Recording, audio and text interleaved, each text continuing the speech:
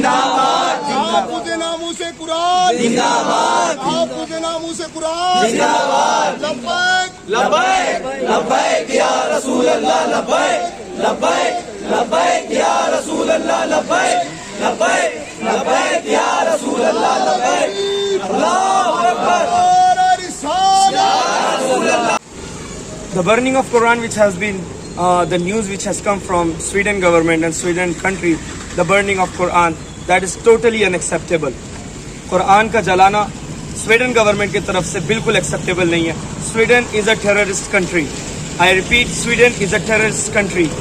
कुरान को जलाकर आप क्या साबित करना चाहते हैं? What do you want to prove by burning the Quran? तुम्हारे पॉलिटिकल इश्यूज थे.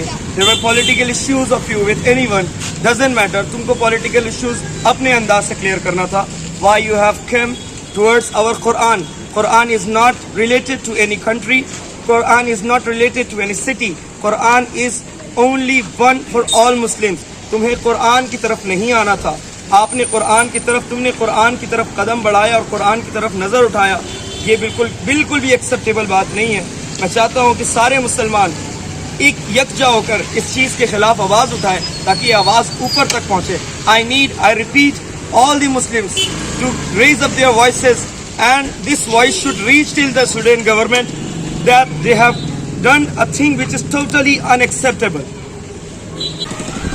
न्यूज़ चैनल्स वगैरह के ज़रिए और दिगर मोतबर ज़राए से, जैसा कि आप सभी को पता होगा कि स्वीडन के अंदर कुरान पाक जलाने का एक रोशनी अमल सामने आया और इस पर जुर्म बालाए जुर्म ये है कि वहाँ के एक शख्स ने अपनी गवर्नमेंट से, स्वीडन गवर्नमेंट से इजाज़त मांगी कुरान पाक जलाने की. और बेशर्मी की बात यह है कि वहाँ की गवर्नमेंट ने भी जो है उस शख्स को परमिशन दी. और जो भी न्यूज़ चैनल्स कहें या जो भी चीज़ें हैं जो सामने निकल कर आती है कि कुरान पाक जलाने की वजह क्या थी, चीज़ें क्या थी, तो उसमें जो बात जो मेन समझ में आती है वो यही है कि ये सारा कुछ मामला सियासी था. कि स्वीडन चाहता था एक तंजीम के अंदर दाखिल होना, एक मुस्लिम कंट्री ने उसका विरोध किया, तो अब वो उस जो है कि तंजीम के तहत स्वीडन दाखिल नहीं हो सकता.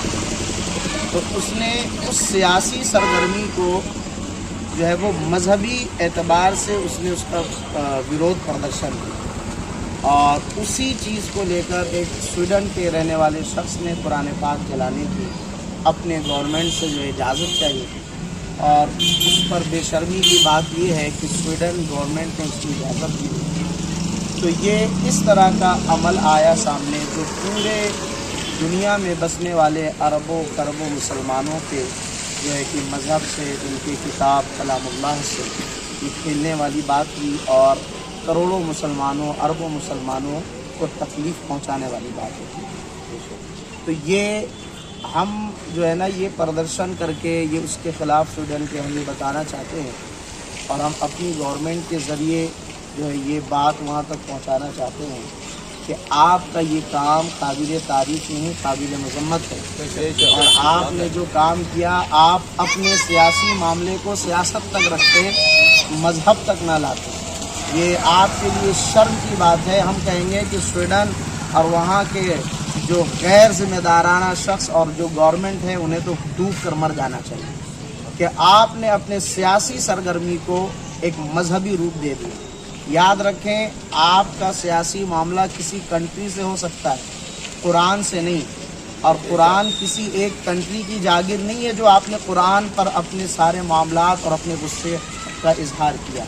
कुरान का ताल्लुक़ मुसलमान से है और मुसलमान किसी एक ख़ास कंट्री में नहीं बसते हैं बल्कि पूरी दुनिया में मुसलमान जो है बसते हैं. और आपने कुरान जलाकर पूरी दुनिया के मुसलमानों को तकलीफ़ पहुंचाई है और आप उन्हें गुस्से में लाने के सबब हैं.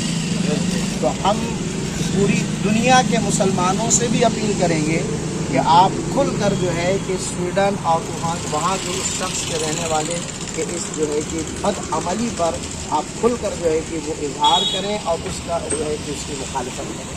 हम इसका पुरजोर इसकी मुखालफत करते हैं और हम जो है अपनी गवर्नमेंट से भी जो है गुजारिश करेंगे कि आप جو ہے کہ ہم مسلمانوں کے اس درد کو سمجھیں اور آپ سے جو بھی ہو سکتا ہے لیگلی طور پر آپ سویڈن کے خلاف اور اس عمل کے خلاف آپ جو ہے کہ ہمارے لیے راستے ہموار کریں اور وہاں کی گورنمنٹ سے آپ اس جو یہ بدعملی کی گئی ہے اس شخص کے خلاف جو ہے کہ کارروائی کی جائے. ہم اس کی اپیل کرتے ہیں. ہماری اس بات کا آپ بھی سپورٹ کریں. دین کے مر مٹنے کا جذبہ کل بھی تھا اور آج بھی ہے. یہ صرف پہلی مرتبہ نہیں، یہ پہلے بھی ایسا عمل دہرایا گیا ہے، اور اگر ایسا عمل اگر ہم آگے بڑھ کر نہ آئے اور اس کے خلاف ہم مسلمان آواز نہ اٹھائے تو کل کو جا کر کسی کے گھر میں بھی مسئلہ ہوتا ہے تو آگے جا کر قرآن اٹھائے. کل کو جا کے کسی گھر کے بھی پڑوس سے معاملات ہوں گے تو مسلمان سے معاملات ہوئے، ان کو اتنی ہمت کہاں سے جا رہی ہے کہ وہ قرآن پاک کو اٹھا کر اور مذہبی معاملات جن کے جیسا کہ مفتی صاحب نے بتایا کہ پولیٹیکل معاملات تھا تو اپنے پولیٹیکل وے میں اس کو وہ کلیئر کرتے تھے، لیکن وہ قرآن تک آئے تو ساری دنیا کے مسلمان، چونکہ ہمارا دین بھی ایک ہے، ایمان بھی ایک ہے اور قرآن بھی ایک ہے. کوئی انڈیا کے قرآن کو یا کوئی خاص کنٹری کے قرآن کو نہیں بلکہ مسلمانوں کے قرآن کو جلایا گیا ہے، اور اس کے وجہ سے ہر مسلمان کے دل میں جو خنجر چلی ہے اس کا زخم تازہ ہے.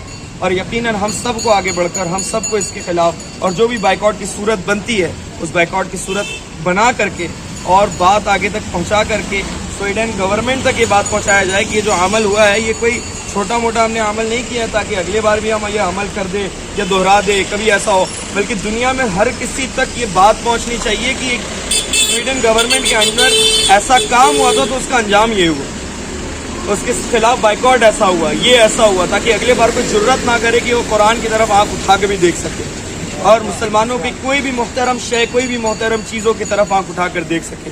اللہ کریم ہماری اس آواز کو آگے تک پہنچائے اور دنیا میں جہاں بھی مسائل ہو رہے اللہ پاک اس کے لیے آسانی فرمائے. Sweden is a terrorist country.